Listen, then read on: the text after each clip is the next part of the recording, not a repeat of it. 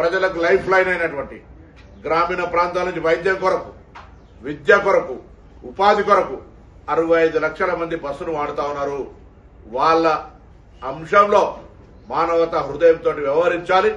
నేను ప్రభుత్వంగా మరొకసారి చెప్తున్నా, మీ అంశాలన్నీ 32లో మీరు పని భారము ఇతరత్ర అన్ని అంశాలకు సంబంధించి 29 అంశాలను అక్రాస్ ది టేబుల్ గా వెంటనే నిర్ణయం చేయడానికి సిద్ధం. తప్పుడు ప్రచారం వద్దు. ఆ 3 అంశాలకు సంబంధించి సాంకేతికమైన అంశాలను 4 అధికారుల కమిటీ అది కూడా పరిష్కారం 4 వారాల లోపల చూపెడుతుంది.